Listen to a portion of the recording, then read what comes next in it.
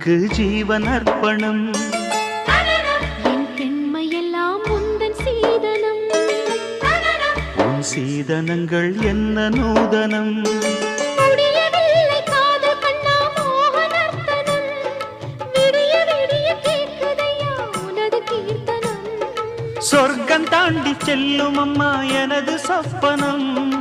போக போக காண வேண்டும் புதிய தரிசனம்.